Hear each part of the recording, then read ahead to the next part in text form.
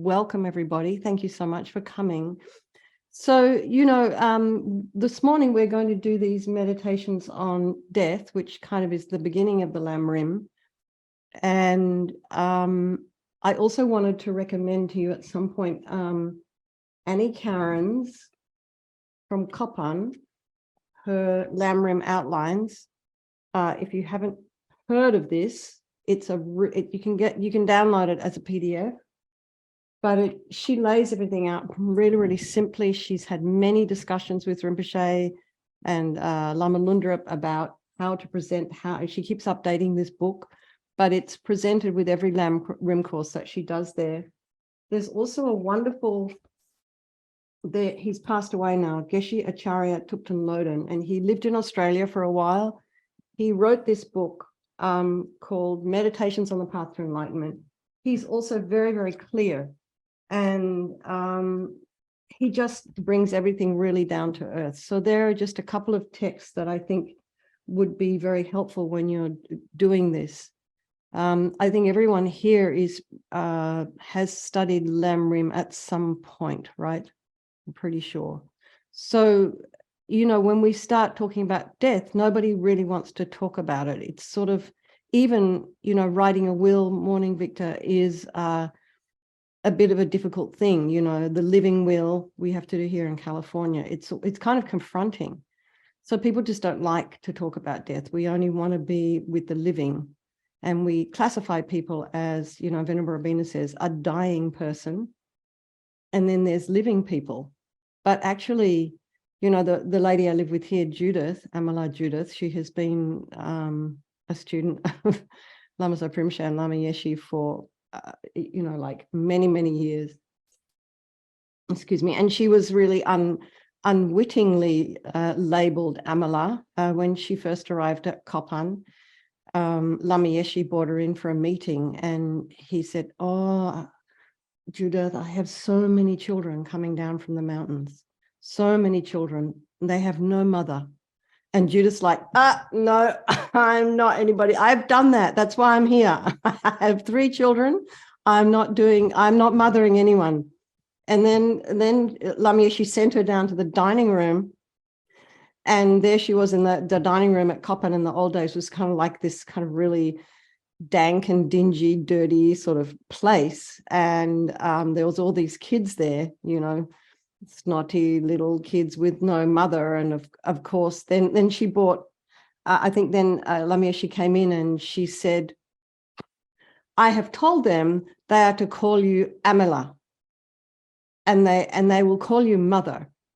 And I have told them, and that's what they're going to do." And so that was just how Lama Yeshe enrolled Judith into this role of looking after the little 8-year-olds that come down from the mountain. They're quite wild when they arrive at Kopan. Every year there's a fresh batch in February, and they just run around the monastery. Like they allow them to do that because they allowing them to get settled. They don't speak Tibetan, so they can't really educate them until they've taught them some basics. So they just kind of run around wild in little gangs. So anyway, some of them had a problem in wetting their beds at night. So Judith's job was to take care and trying to train them not to wet their beds. So many of the monks, a lot of them, you have that, Meditations on the Path to Enlightenment. So many of those monks now are also some here in the Bay Area. They still call her Amala. And, Geshe Sherab, I think I told you last time, Geshe Sherab was one of those little monks that Lama Yeshe, he was part of that crop of young boys. I don't know if he was in the special group or if, he was just, Lama Yeshe just said, these kids are your children. So poor Judith, she didn't have a choice. Anyway, Judith now is coming up for 90. And many years ago, her husband, Jack, she said to me one day, "I'm probably not going to, live very long." This must have been about 10 years ago. She said this to me. And she said, "Will you help to look after Jack?" I was like, "Oh, I don't know if I can look after Jack, but, I'll try." And then I thought, well, Jack could die before you. And she was just like, nah, because Judith had a lot of health problems. And then, of course, Jack did die in beginning of 2020. So he did die before her. So we never know when we're going to die. It's extremely uncertain, and it's very uncomfortable to think about. You could die in your sleep. You could die tomorrow. So it's well worth doing these kind of meditations, and I do appreciate you all coming. So let's get started. There's some messages here. Oh, okay. All right. Thank you. So does anybody have anything from last time we met that you wanted to bring up or raise or talk about or ask before we start? No? Shayla, you looked up? Nothing? Okay, there's Mary, welcome. All right.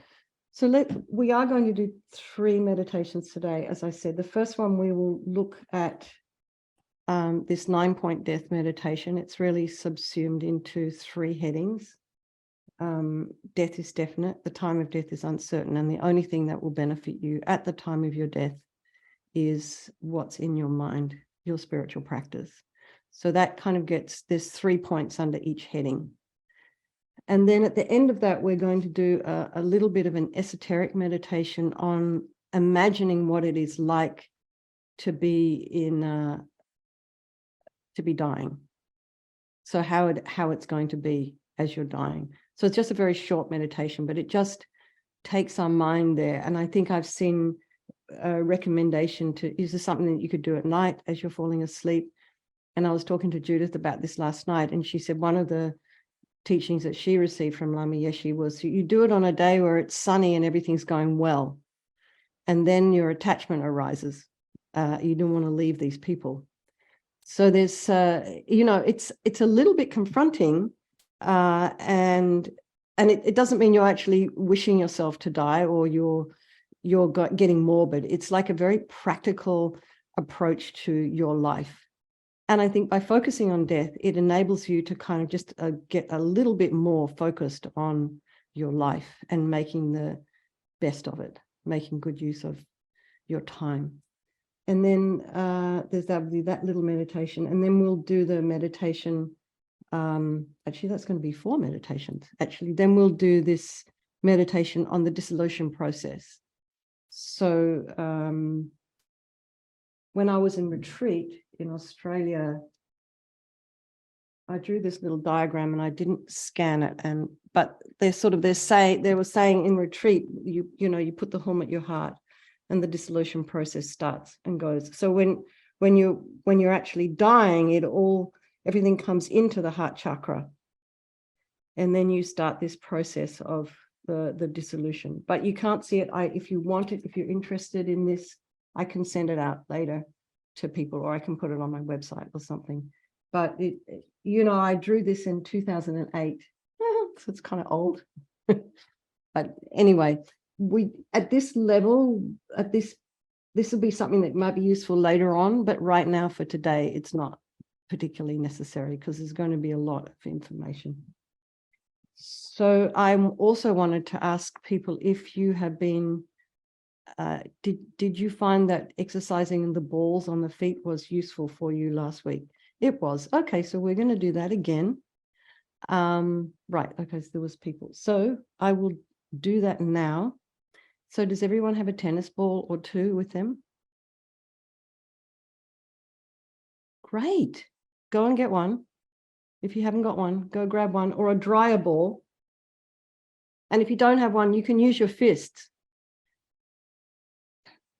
And I'm going to disconnect this microphone and put another one in.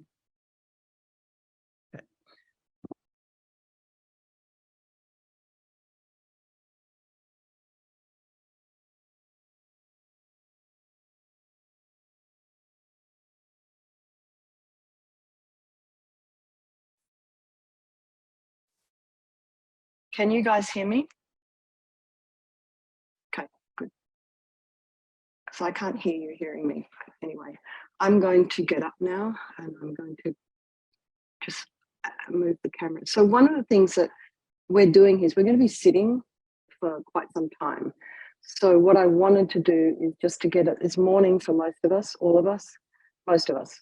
So I wanted to get it moving a little bit. And it's also really good, I think, to do just a little bit of stretching, something before you sit down to meditate, just simply because our body likes to move. So if you sit down, you start to get uncomfortable, you want to move around. Also, you know, if you have any agitation, it's good just to get a little bit of movement happening. I would highly recommend, if anyone's not doing any exercise, that you start doing it, because as we get older, the body starts to seize up. So, and as you get older and the body's seizing up, it means less movement, less blood flow, less oxygen flow. So I'm sure you've all read the research and you've heard it all before. But anyway, okay, so I'll move my chair.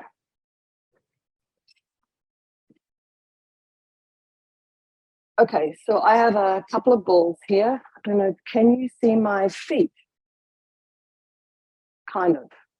Yes? Okay.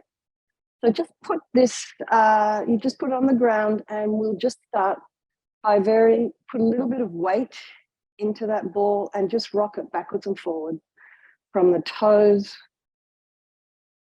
through the balls of the feet, through the arch, and then onto the heel. So just put a little bit of weight, just rub it backwards and forwards, down the outside of the foot, down the inside of the foot. So just allow that. And then put your heel on the ground, and with your weight, press into the ball of the foot. You can start at the toe joint, the middle toes, and then the outside. And then just keep going over that. So we're just kind of massaging the feet.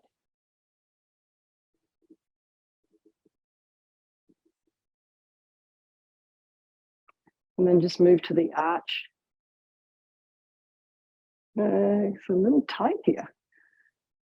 And just put your weight on as much as you can bear. Don't hurt yourself, or don't push any bones out.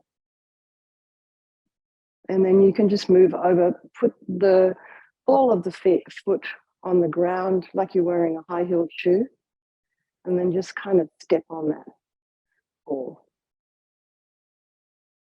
It's a little bit more difficult to feel back here. Okay, now just roll the ball over to the other foot, and just repeat the process. We just start by running. It's like you're massaging the ball all along the feet.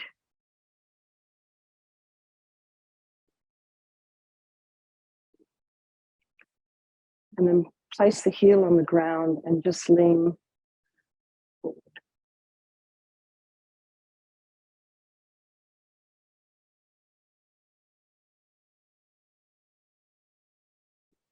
Into the middle of the foot.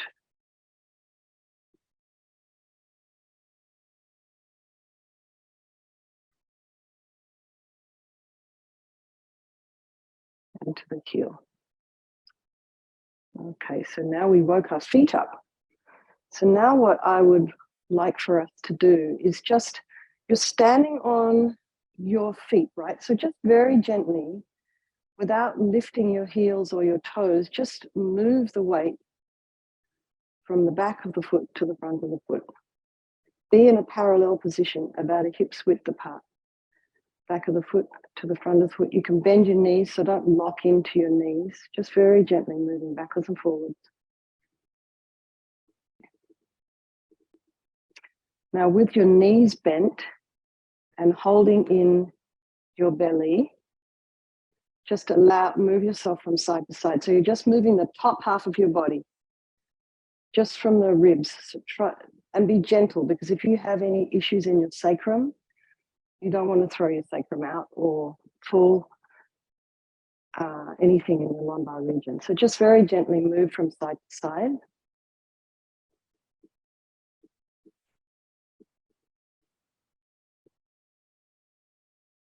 Just very gently, and just allow the arms just to lie, and just shake it out. Shake it out, shake it out. Shake your legs, shake your feet, bounce up and down. Okay. So now come and sit back down, and we'll just do a little bit of neck stretching. I'm going to leave out the Tai Chi Chair today because we're running out of time.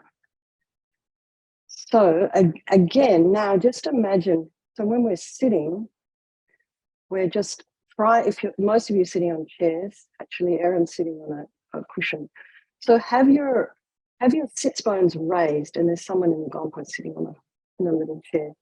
So have your sits bones slightly raised. This helps to, it prevents you from leaning back in your sacrum. So you just try it for a moment, lean back onto your sacrum, and then you'll see your back is rounded, your upper back is rounded. But the minute you sit up on those sit bones, everything straightens out without you really having to do terribly much. So the benefit of having a straight spine, I mean, and we do have natural curves, so we're not going to be bolt upright. But the benefit of just kind of lengthening in your spine is that you have better blood flow. The energy for meditation is flowing a little bit more easily. And it's just it also keeps your mind alert. So if you're kind of like this, you're sleepy. But if you're sitting up straight, your lungs aren't compressed, your heart isn't compressed, your throat is not compressed, and everything's just flowing a little bit better. And then, so let's just, for our neck, first of all, just shrug your shoulders up, take a breath in, and then we'll go, breathe in,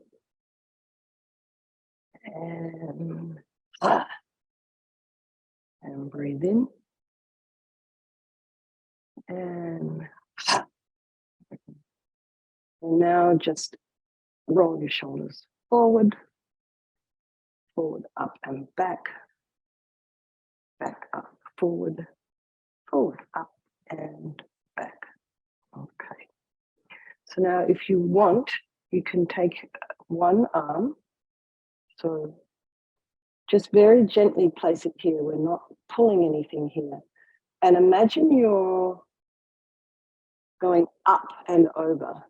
So up, your spine is lengthening, and just the weight of your hand, just giving you a nice stretch along here. So then you can tip your head forward and then back. So you can feel it, but don't be rough on yourself, just very gentle. Not too far back. We don't want any neck injuries here. Okay, then just bring it up center. Take the other hand very gently. Just draw the neck over. Just so you can feel a stretch in the neck. What's here. And then tip your head forward. Don't do it with your hand. Just allow your head. You're just providing some traction with your head, with your hand. The hand's not moving you, your head's moving you. Okay, then just very gently return to center. And then just put your head forward. You can just stretch. So stretch up and forward. So you just, again, the hands are providing traction for the neck. So you might feel it all the way down into the thoracic area of the spine. Okay, so let's just shake it out. Shake out your hands. Okay, I'm going to change microphones again. Just bear with me. Okay.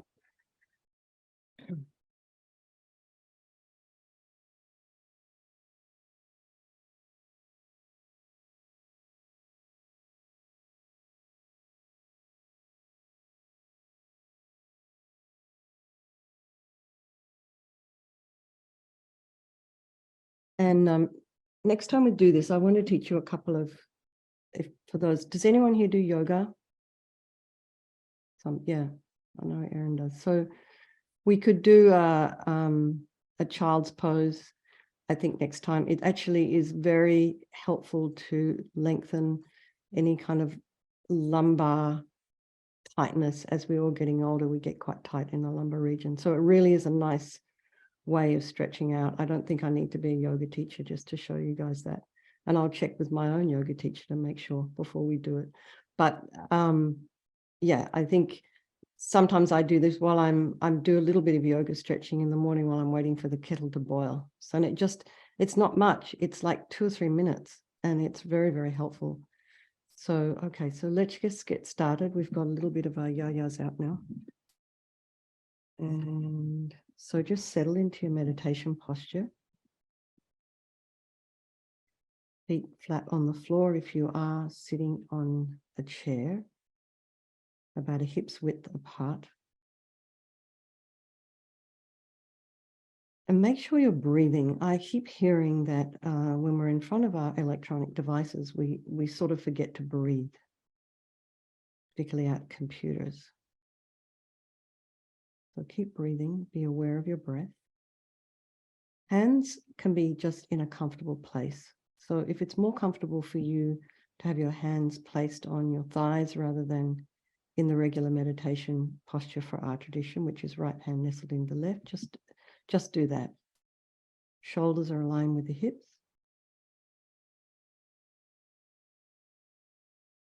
And as much as you can, ears up and back, aligning with your shoulders.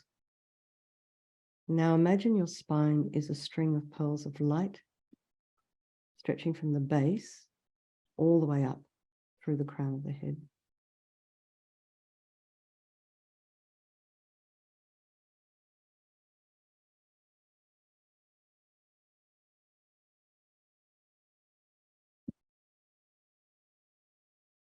Now imagine you're drawing a line on the ceiling with there's a crown on the crown of your head and you're just drawing a line. So you're almost like going up and forward with your head is very gently tipped forward, hinging from the top of the spine. So you just a little bit of length in the neck. Eyes are down, looking along the length of the nose, and the tip of the tongue, on the roof of the mouth. Now bring your awareness to the crown of the head and just release any tension there.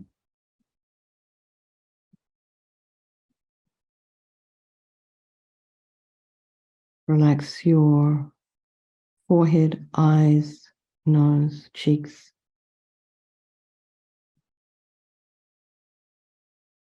Mouth, back of the head.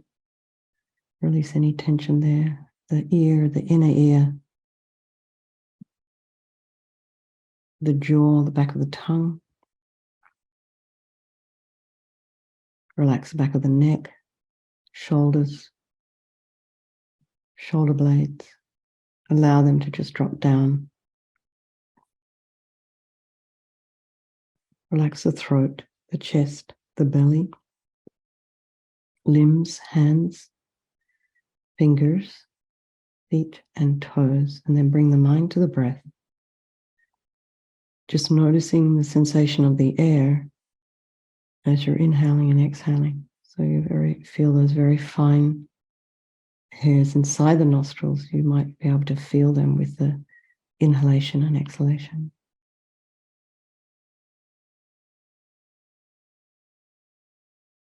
If there are any sounds in your environment, if you have people in your home, maybe you can hear traffic or birds, pets, and just allow the sounds to be there.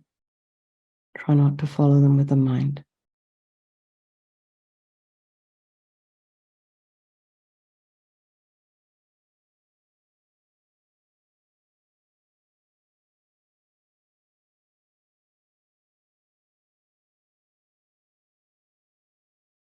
And then notice what's arising.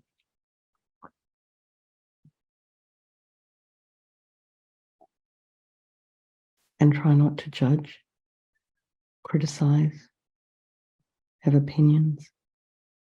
Try and put some space in between those thoughts.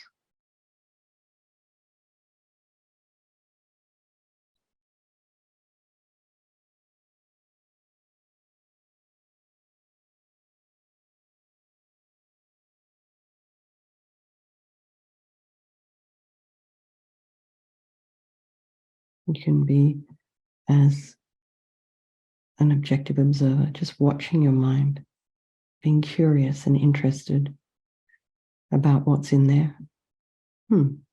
Gosh, there's some jealousy I didn't know. Okay, that's good. It's much better to be aware of what's in the mind than have it just pop up at some moment, takes you by surprise.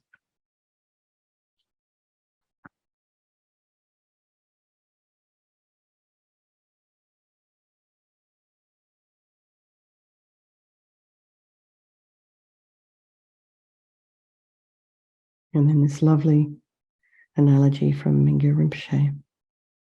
So we'll put ourselves on the bank of a river and just watch that river. And know that while you're sitting on the bank, you're free from the river.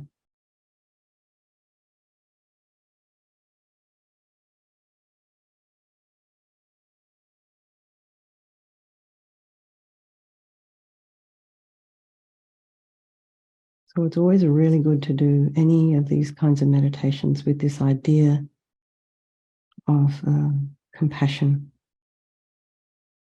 It takes a while to develop. Bodhicitta is one of the later topics in the Lam Rim. But the place where they start, you start bringing your awareness towards others, is equanimity. An extremely difficult practice in on of itself. So we start by thinking about our friends, our loved ones. Bring them to your mind. These folk we have really deep and meaningful relationships with. And then there's those people in our life who are more difficult. Kind of maybe we wish they weren't there, but they are. And then there's people in our lives who are just total strangers. We couldn't care less. We maybe see them on the freeway, in the store. We keep our friends in mind all the time, our loved ones. But really, they're all equal, same as you and me. Black, white, pink, all the same. Male, female, different gender, all the same mind in their wish to be happy. Constantly pursuing it, never really finding it. Their wish to be free from suffering, constantly trying to avoid it, always running into it. And in having this unbelievable capacity for this enlightened mind. So we'll do these meditations today for the benefit of all these people of our life and for ourselves as we're moving along our path.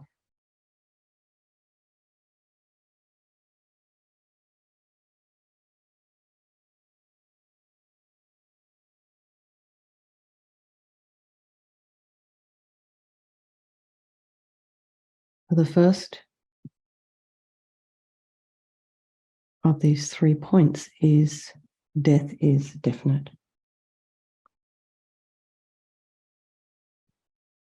So we think my death is inevitable.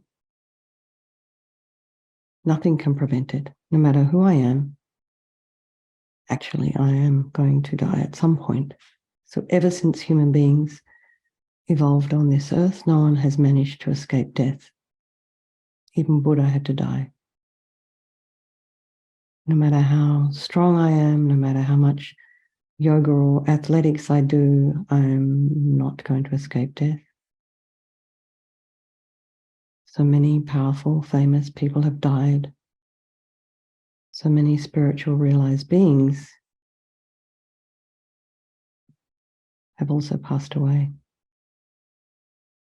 The whole earth, this whole solar system will eventually crumble and disappear.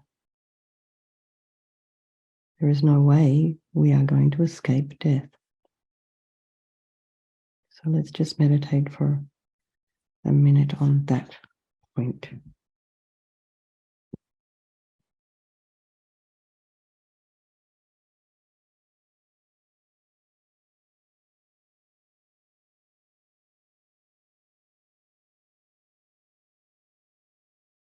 And also think, maybe 50 or 100 years from now, all of us will have passed away. But interestingly, the houses that we're in may still be standing.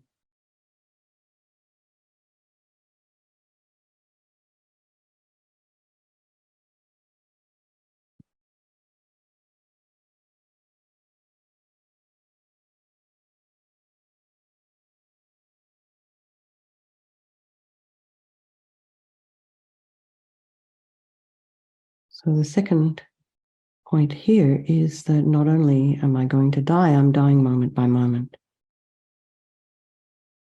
And they say birth is the cause of death. My lifespan cannot be extended, and it is constantly decreasing.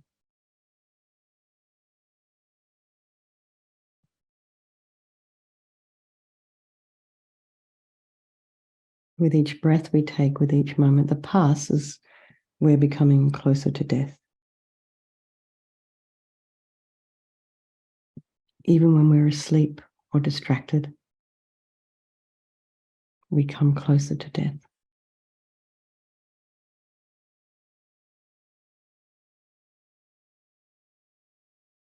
As I see things changing outside of me, day becoming night, night becoming day, seasons changing, summer turning into autumn, autumn turning into winter, winter turning into spring, and spring back to summer. Internally, I'm also changing, moving towards the inevitability of my death. So think of the meaning of these words and develop a deep feeling for this subtle impermanence that we experience.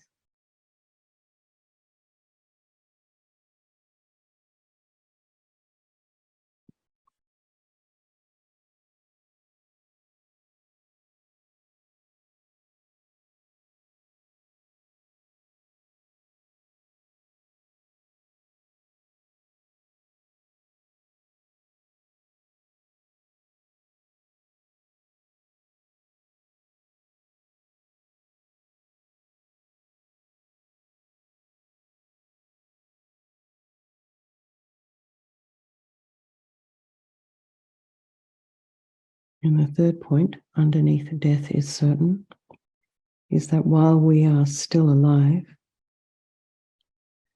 our free time to practice the spiritual path is extremely limited before one has to die. So say we live for 70 years. At least half of that time is spent sleeping. The rest working, eating, quarreling, shopping, traveling, watching television, scrolling through TikTok. Very little time is spent actually practicing any kind of spiritual path, Dharma. And when we're young, some of us don't even know about the spiritual practice when we're very small. And then when we do become interested, after a while, put it off till later.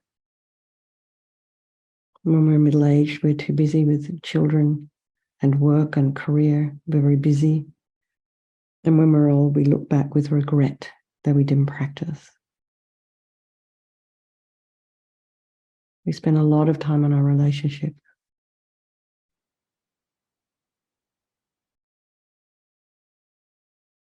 So many years of my life have passed before I even met the Dharma. And now that I have, how little time do I spend practicing? It's kind of a waste. And so then, according to the Lamrim, there's this determination we think of after these 3 points. Since nothing can prevent my death, my life is constantly finishing, and I spend little time practicing Dharma. I must practice Dharma. So we have to make a decision. We've got to decide this is what we want to do. So next, the time of our death is uncertain. This is the second point of the 3. So the lifespan in this world is not fixed. Not only am I going to die, I have no idea when. I could die at any moment. Age is no guarantee. Children often die before their parents. As I said earlier, Jack passed before Judith, even though Judith had more health problems. Health is no guarantee. A healthy person can die before a sick one.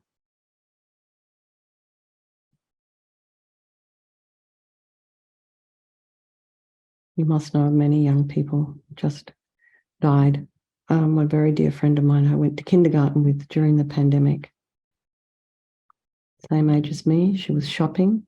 She just dropped to the ground and she was in a coma for about a week and then she passed away. None of us expected it.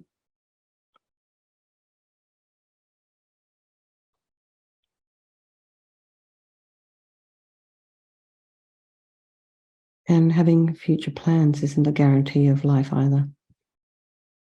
We can easily die before we finish our work.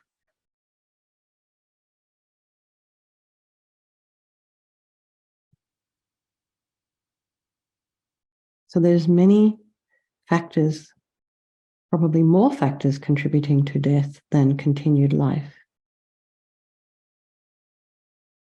There are external conditions such as accidents, natural disasters,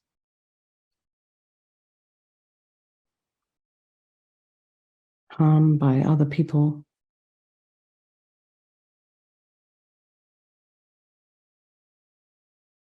There are diseases, imbalance of the four elements of earth, water, and fire and wind.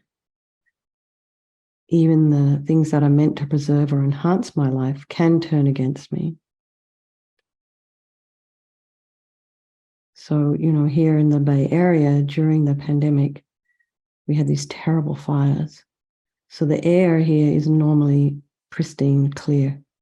There are very strict rules with clean air and not burning fires and not having backyard barbecues and not having encouraging people to buy electric cars. So the air is clean. But during the pandemic, it was not like that. People were suffering. You couldn't go outside. It was hot. You had to have your house all closed up. And then, of course, there was the pandemic. Many people died from COVID. People die from choking on food or food poisoning. Family and friends who are supposed to protect you could turn against you. People die from medicine, having an allergic reaction. People die in surgery. So things that are supposed to prolong my life can finish up making it much shorter. There is no certainty as the time of death.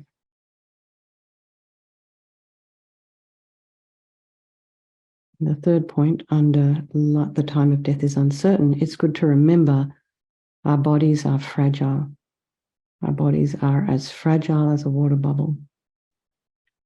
And the prick of a thorn can kill me. A virus too small to be seen under a microscope can kill me. One tiny cell can become cancerous and destroy my life. So I think it's kind of amazing that we're still alive.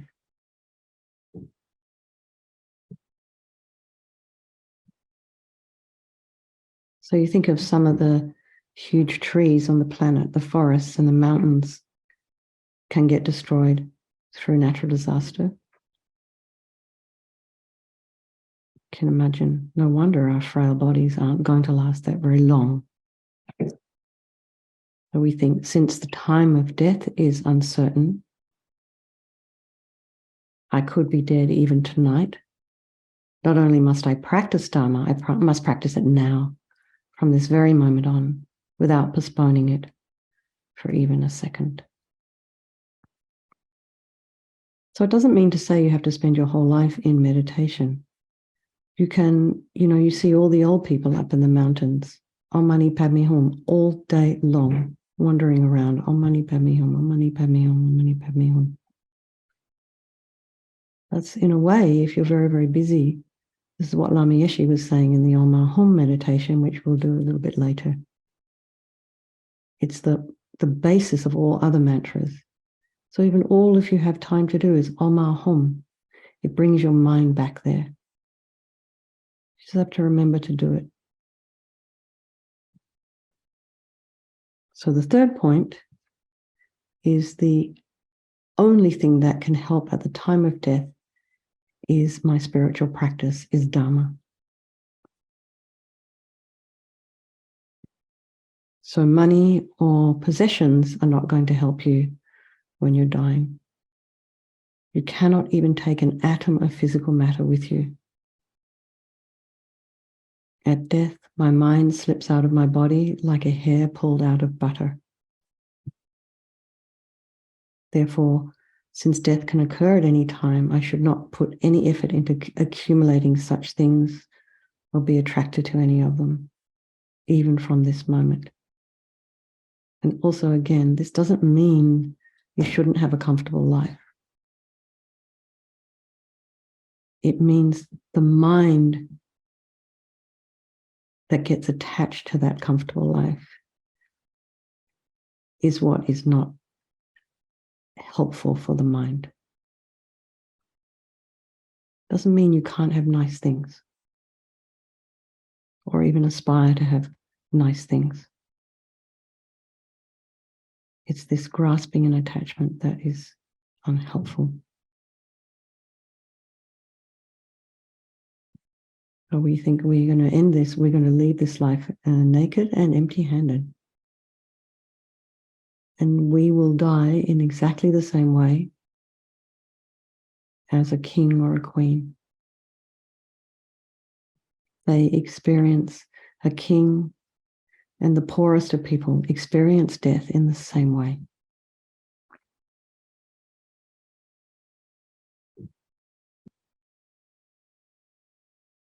So the second point here, my family and friends can't help me at the time of death. We're born alone and we die alone. And our attachment to others will cause us great suffering as we're dying, particularly if they're gathered around weeping and clutching the body and begging not to die. This can make things worse. It's because it can make the mind, attachment arise in the mind. So you die with attachment, fear, and sorrow. So we don't want to be in a negative state of mind when we're in that dying process. So they do say if you're going to be weeping and wailing around someone who's passing, it's best to keep all that weeping and wailing out of the room.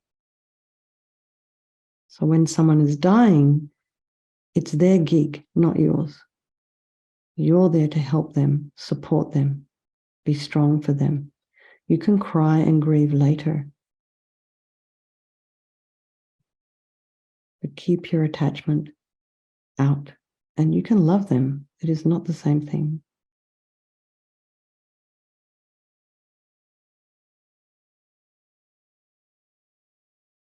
So not even our own body, this one that we've cherished and loved and taken care of and bought vitamins for, can help me at the time of death. And like material possessions, family and friends, maybe it could be not so helpful when I pass away. We work for our body, we look after it, keep it warm, keep it clean, make it feel good, have massages. No matter what I've done, the body has been getting sick and aging and getting injured and decaying. And as I die, as my mind leaves my body, and I have the terrifying thought I'm becoming non-existent, I'll crave for and grasp at my body. This will only cause me to continue to be reborn in samsara. And since death can come at any time, I must not be attached to my body. Again, this doesn't mean you ignore your health.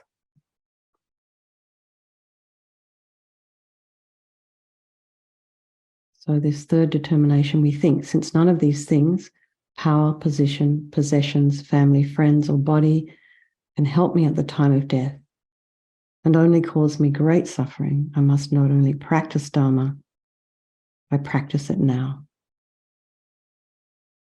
And the suggestion here is I must practice only Dharma.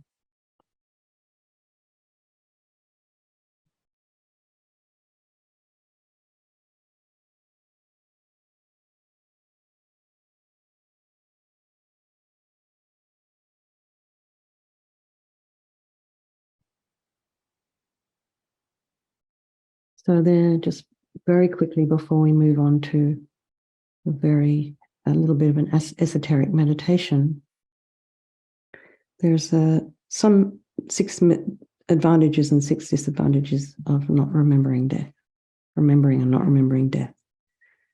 So the first one, disadvantage is if you don't remember death, you're not going to remember to practice the Dharma. Even if you do remember it, you will postpone the practice. That's 2. 3, you may try to practice, but your Dharma practice will not be pure. 4, you will lose your determination to practice Dharma and it will eventually drop altogether. 5, you will continue creating negative actions. 6, at the time of death, you will feel intense regret at having wasted your precious human rebirth. So advantages of remembering death: your Dharma practice becomes pure. Your Dharma actions become powerful and effective. Beneficial in the beginning of one's Dharma practice, beneficial in the middle of one's Dharma practice. 5, beneficial at the end of one's Dharma practice. In the hour of your death, you will go with satisfaction, for you know you've spent your life meaningfully. Okay, so just bring the mind back to the breath. Check your body position. Relax.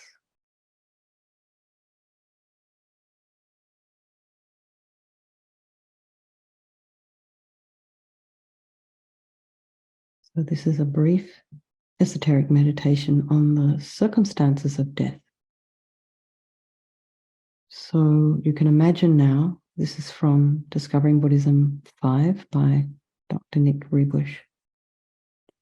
You'll visualize that you're actually dying. You can do this in different ways to make it more real. Maybe you're lying on your bed. Maybe you're in the bathroom, in the kitchen floor. Perhaps you suddenly collapse somewhere and are about to die. And you think, I'm dying. This is it now. I really am dying.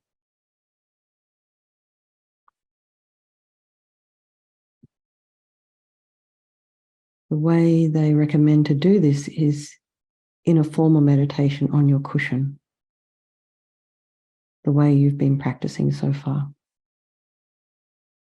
So visualize you're lying in a hospital bed after a period of illness, surrounded by your friends and loved ones, and think, now I am really about to die. My friends and family who've always enjoyed being with me, have laughed and smiled with me, will soon be crying and talking about my death.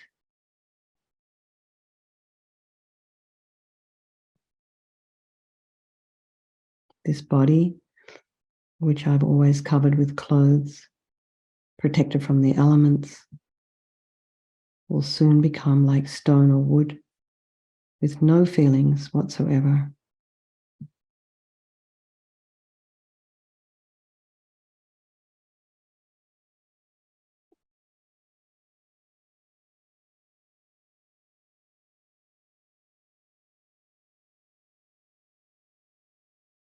This body, which couldn't bear being touched by even the tip of a burning stick of incense, will soon be cremated in a fire. Or this body, which I have preserved so well, will soon become a pile of ash. This body, which I always took around to different places all over the world, will soon be put in a box and buried 6 feet under. This body, which couldn't bear being stung by a tiny mosquito, will soon be full of worms, eating it from the inside out. Soon I won't be able to hear, see, or talk, or even breathe. Soon I'll be a corpse, and the people who love to hug and touch my body won't be able to even look at it, let alone touch it.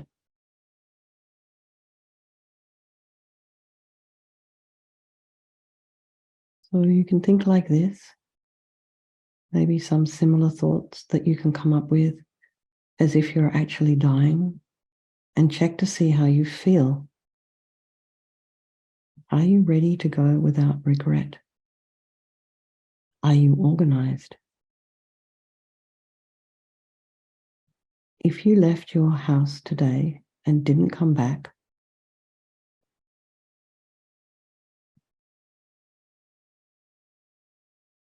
what would be left behind for people to tidy up? Can they access your computer, your bank accounts? Do you have a will that they know what to do with your things? Is there something there they might find that you don't want them to find?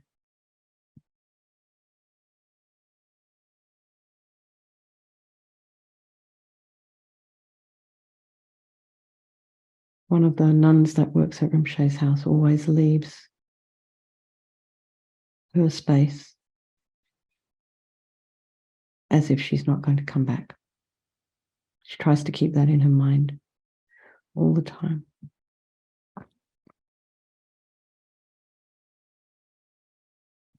So you can practice this meditation over and over again.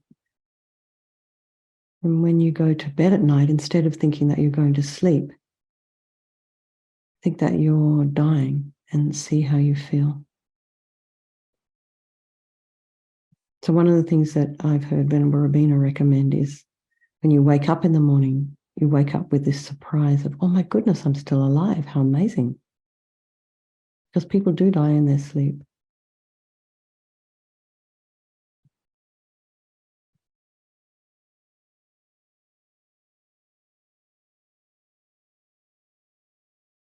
So we just do a mini dedication for this meditation.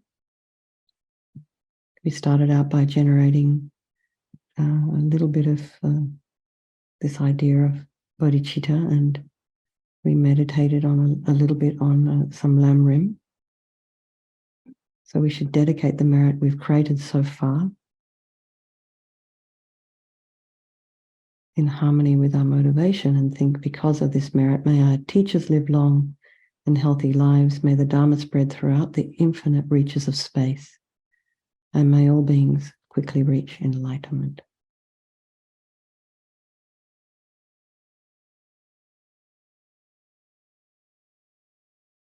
And to everyone, you can just relax for a moment.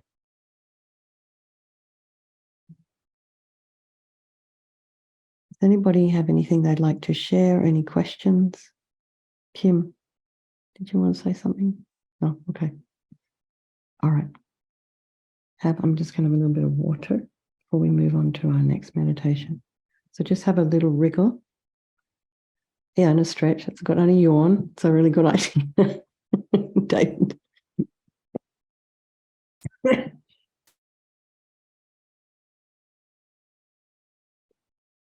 See my cup? There's something very democratic about death. Actually, that's a really good point. Who is that? It's Elizabeth. Hi, Elizabeth. What can see? Oh, that, yeah. I mean, it's like they were saying in the Lamb Rim, it just brings everybody back to the same, everyone's on the same level. Like the very wealthy are going to die, and so are the very poor. And I do agree with you. It is very democratic. Did you want to have anything more to say about that? Not really. I had to bury a beautiful bird today, and so I buried it with the death mantra, placed it on top of the bird with flowers, and so I was in the mode of thinking about death the whole morning so far. Okay. That's very kind of you to do that. And that mantra that you placed is something that you can get off the FPMT website. They have a death kit. So if you are with someone who's passing away, you can put this. I'm not actually sure of the name of the mantra. There's a lot of mantras that you can do at the time of death, but you put it on the forehead or on the crown of the animal or human. Yeah, it's in Venerable Rubina's book. Okay. Enjoy Death. I can't remember exactly the title, but it's there, so it's very helpful. And that book changed its title, I think, a couple of times anyway. But it is, yeah, and it's, you can purchase that through Wisdom, I think. How to Enjoy Death, something, I don't know, anyway. How to enjoy, anyway, and help your loved ones at the time of death. How to enjoy your own death, I think it's. Is it? Okay. Yeah. So it actually makes it a little bit less frightening to read when you're thinking about death as being an enjoyable experience. And some people have reported that death is it can be blissful. It doesn't have to be this horrible, frightening thing. It can be quite blissful, I have heard. So it depends on the state of mind. So we also need to create the conditions for us to be dying in a situation where it's conducive for that kind of bliss and happiness, and we're not distracted by screaming and crying and wailing and distress and this kind of thing. This is why some people say, don't do any heroic trying to save me if I am dying, just let me go. So, and often for us, it's really hard. No, I want this person to live. Anyway, I'm just going to clean the camera. Excuse me for 1 second. It might be better. I see it looks fuzzy. All right. So our next meditation, this is more esoteric. So our next meditation is going to be the dissolution process.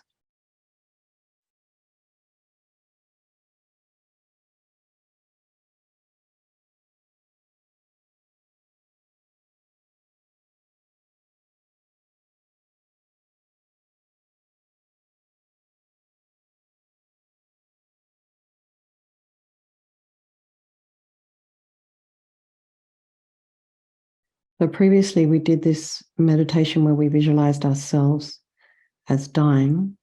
We tried to imagine how it would feel. And in this meditation, we practice going through the dissolution and experiencing the different visions and so forth, as explained in all of the texts. So just settle ourselves back into our meditation posture. Take a nice deep breath, check your spine, make sure you're lengthening. Then also just be comfortable.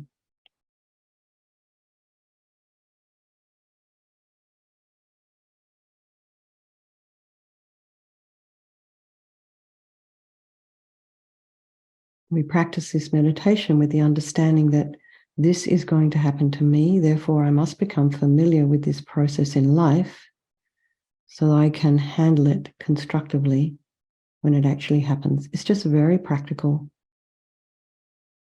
So think, first of all, as my earth element dissolves, my body becomes thin, my limbs uncontrolled, and it feels like I'm buried under a great weight. My limbs seem to shrivel, and my body becomes weak and powerless. My eyesight becomes unclear. I can no longer open or close my eyes. The radiance of my body diminishes, my strength weakens, and to my mind there appears a vision like a mirage.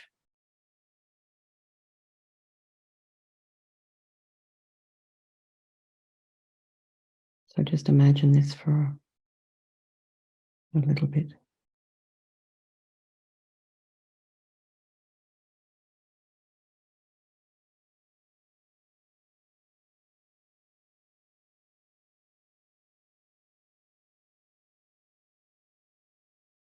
As my water element dissolves, my saliva, sweat, and other fluids dry up. I can no longer experience physical, pleasant, unpleasant, or neutral feelings.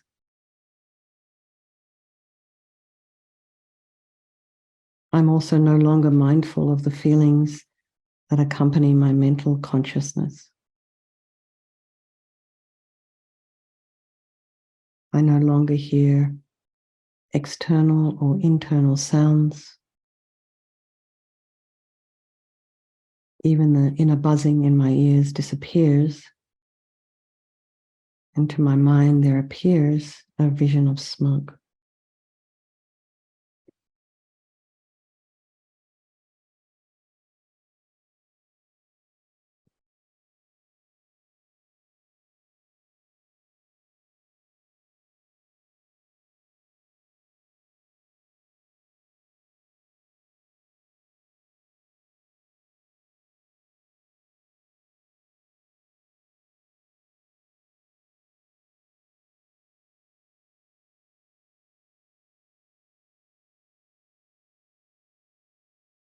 As my fire element dissolves, I can no longer digest food or drink. I lose mindfulness of the affairs of those close to me, and I can no longer remember their names. My inhalation becomes weak, and my exhalation labored and long. I can no longer smell things. And to my mind, there appears a vision of sparks of fire.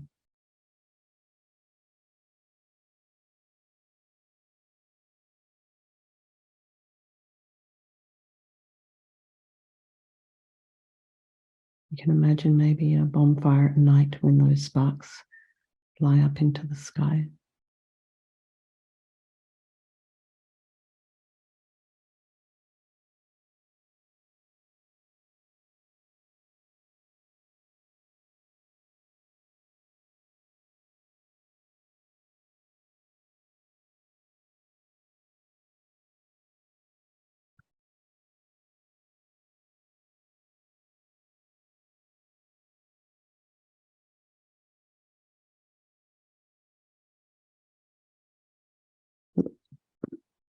Excuse me.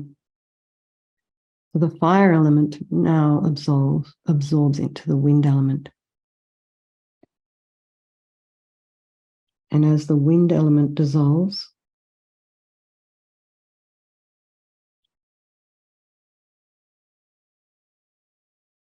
my inhalation and exhalation cease altogether. I can now no longer perform any physical actions. I cannot move at all. I'm no longer mindful of external activities, their purposes, and so forth. My tongue becomes thick and short, and its root turns blue. I can no longer experience taste or feel things with my body. To my mind, there appears a vision like the last flickering of a candle.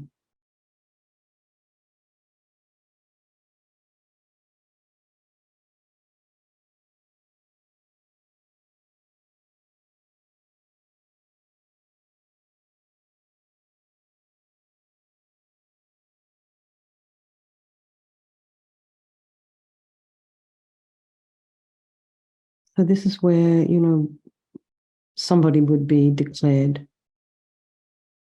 dead, finished. But actually, that's the fourth stage in this process. Next is what they call the white appearance. So as my 80 gross conceptions dissolve, there appears in my mind, to my mind, a white vision, a clear emptiness filled with white light.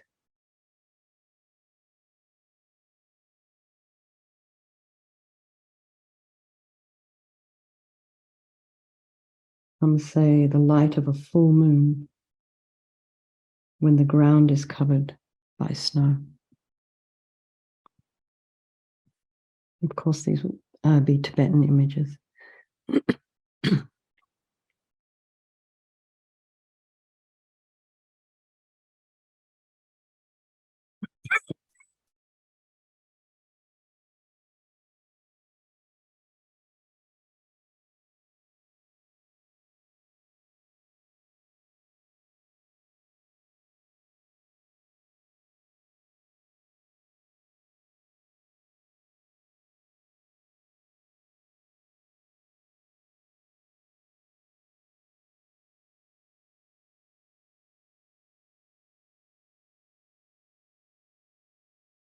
Next is the red, radiant appearance.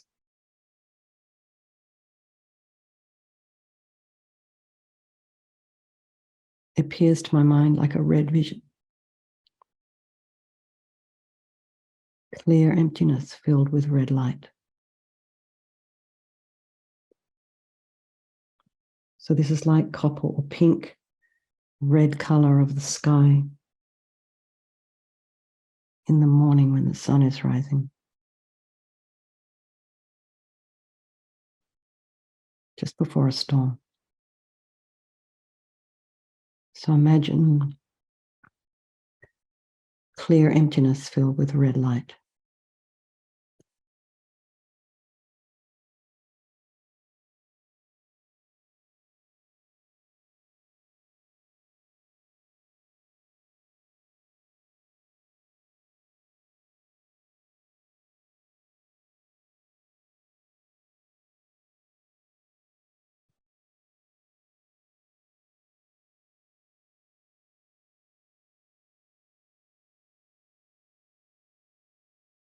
Next, there appears to my mind black vision and emptiness filled with darkness. So here the mind is just moving inwards, inwards, inwards, inwards, inwards. Completely black, no light pollution, totally dark.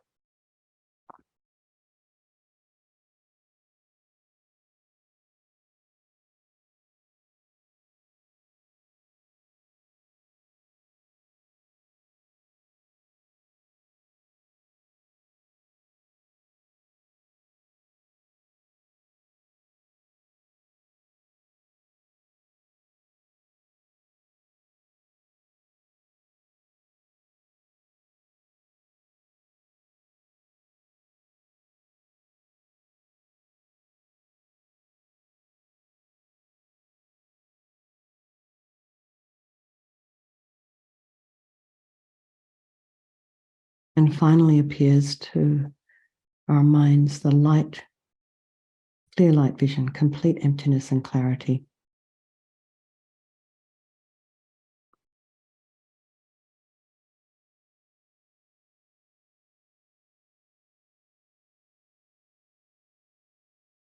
Empty space.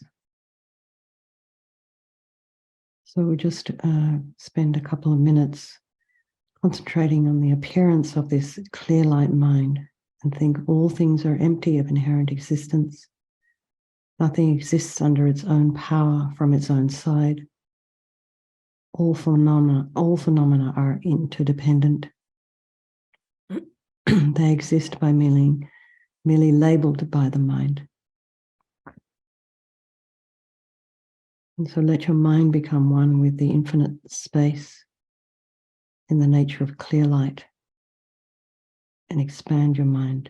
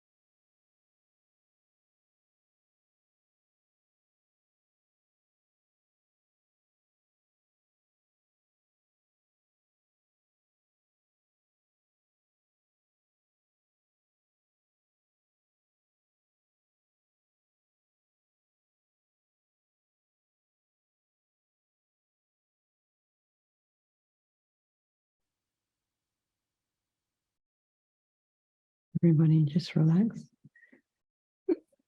Or you can stay in meditation. We're going to move on to Lama Yeshe's Om Hum meditation now.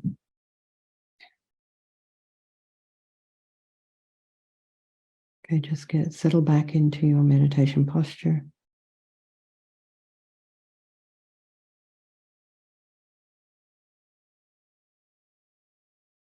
And the beauty about doing this particular meditation live in a group is you'll be able to hear everybody's different level. So it'll be sounding like harmony. But as we recite the Om and the Ah and the Hum, try and really feel the light and the vibration of the sound of the syllable throughout the body.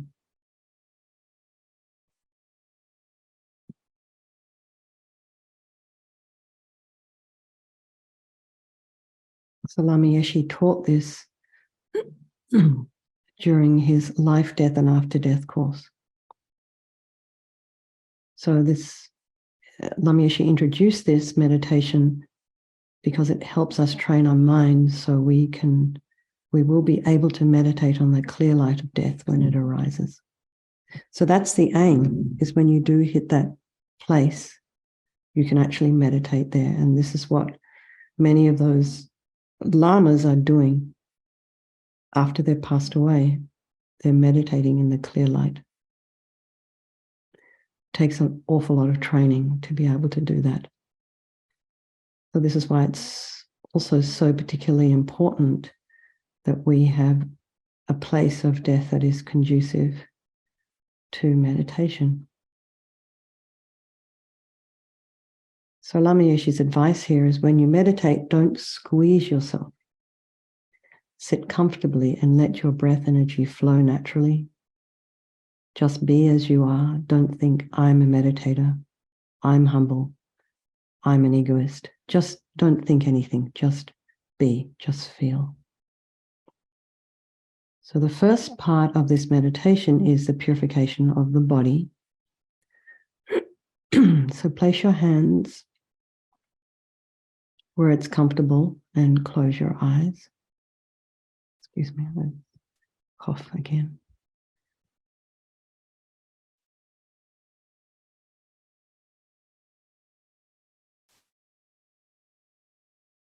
And visualize a white Om at the center of your brain, a red Ah at your throat, and a blue Hum at your heart. And these letters are made of radiant light. And if you can't visualize them in Tibetan or Sanskrit, you can visualize them in English or any other language. And I'm going to share an image of these.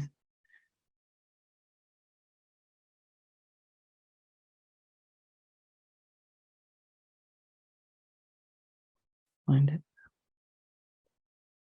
Just stay in meditation for a moment.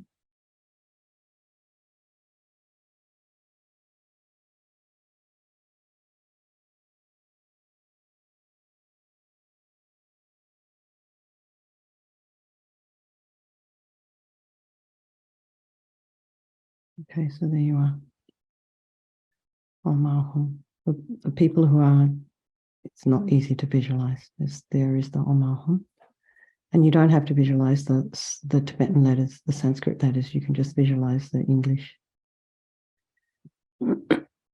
So now, concentrate on the white Om in your brain and recognize that this white Om is the pure energy of the divine body of all the Buddhas and Bodhisattvas. And so we're going to make the sound Om. And as we do, visualize that radiant white light emanates from the syllable and goes down your central psychic channel and fills your whole body with blissful, radiant, white light energy. And all conceptions and impure energy of the body are cleansed and purified. And it's important to visualize that your entire body from head to toe is completely full of blissful, radiant, white light energy, and really feel that as we make the sound. Om.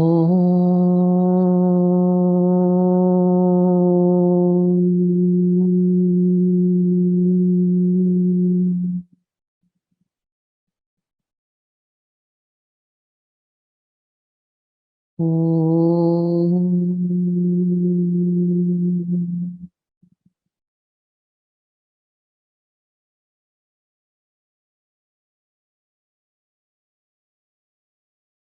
Om.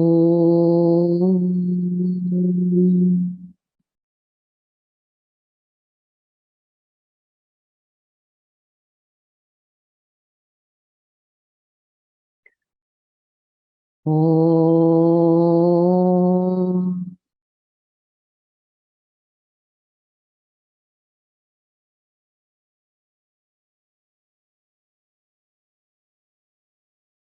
Om.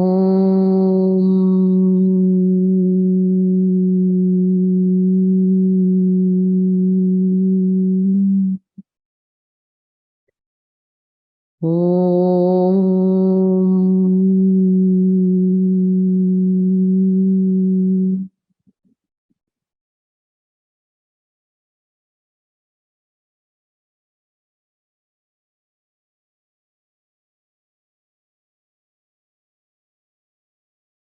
So when you stop making the sound, try not to think or do anything. Remain really still, fully aware, unconcerned with good or bad,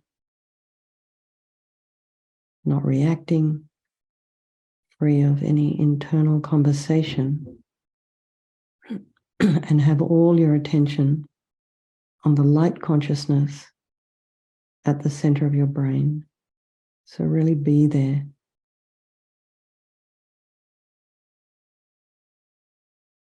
Intensely aware and let go without sluggishness, distraction, or expectation.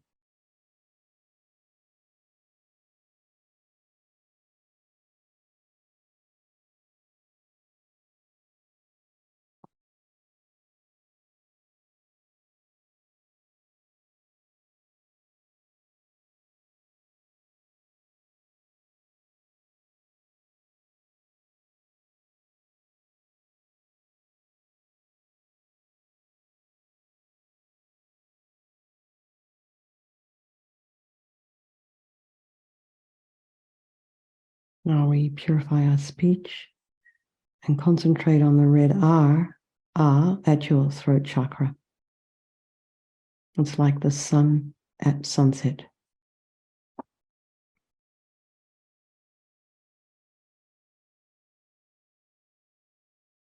Recognize this red R is the pure speech of all the Buddhas and Bodhisattvas.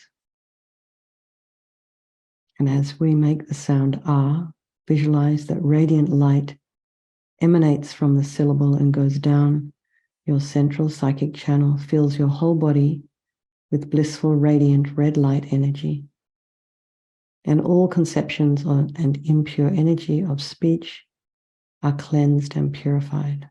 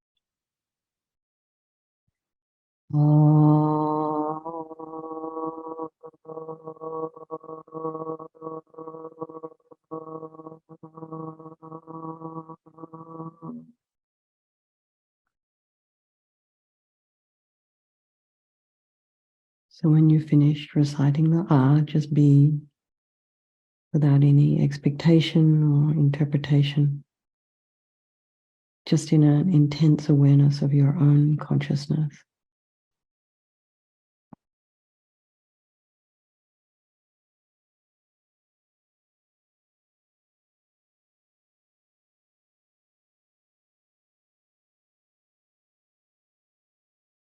But when we have uncontrolled or distracting thoughts coming during our meditation, realize that you're not the only one.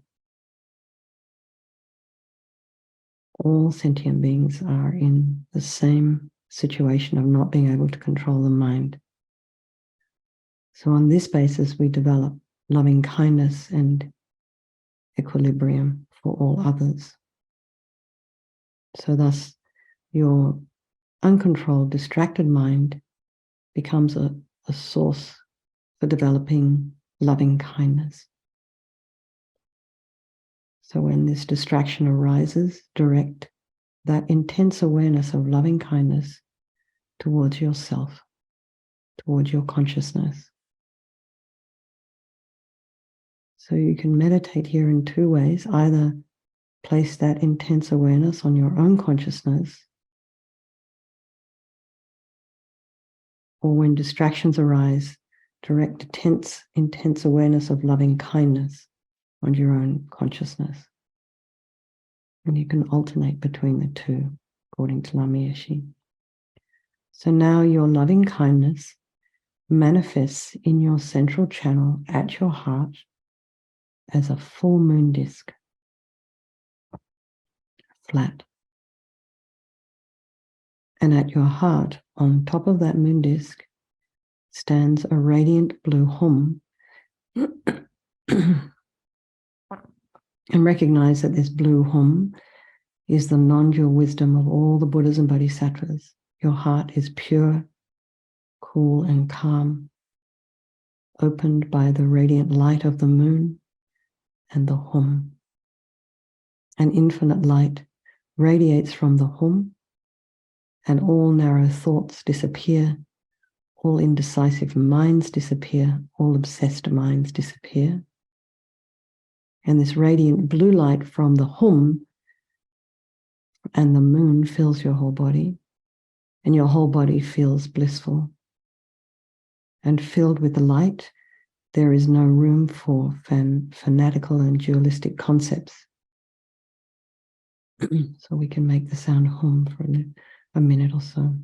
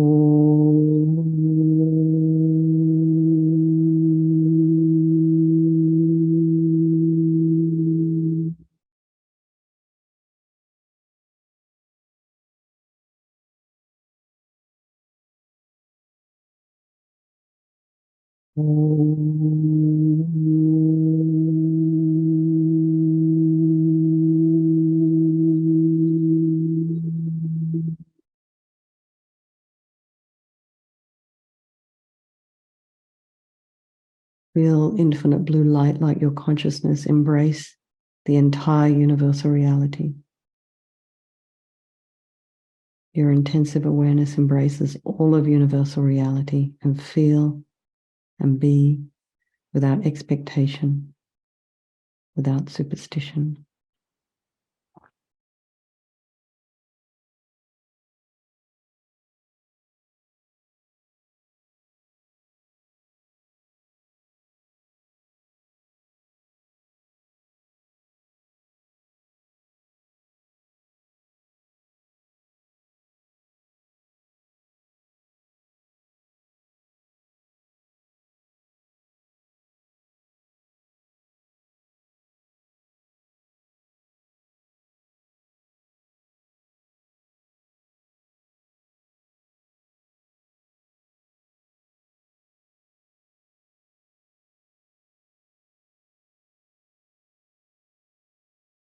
Lama Yeshe would say the recitation of the Om Hum mantra is very useful, as I mentioned earlier.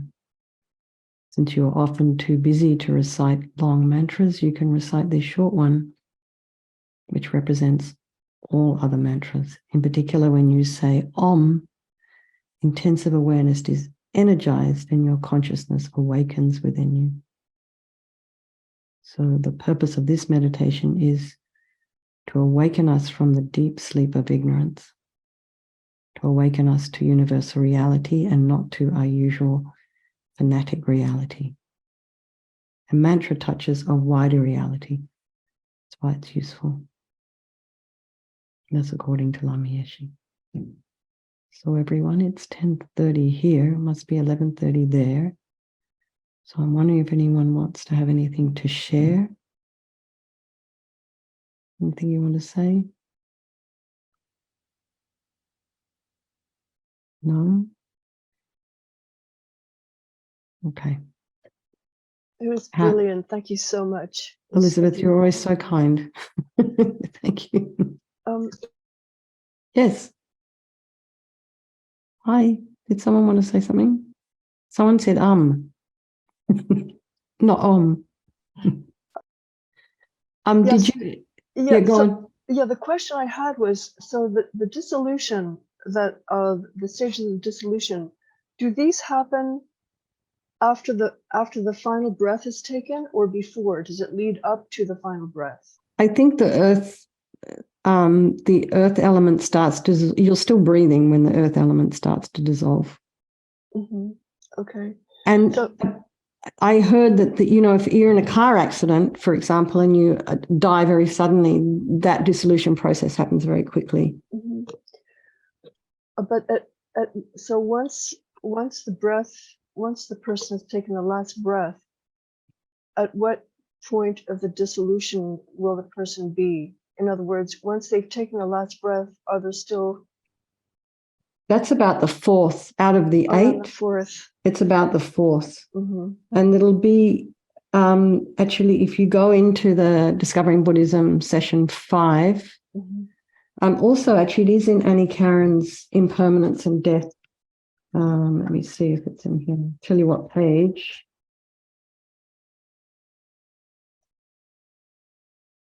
Page 17. Mm-hmm.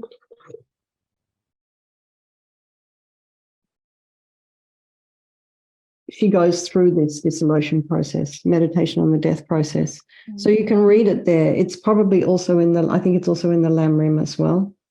Mm-hmm. Who is that? That's Elizabeth still. Is that helpful?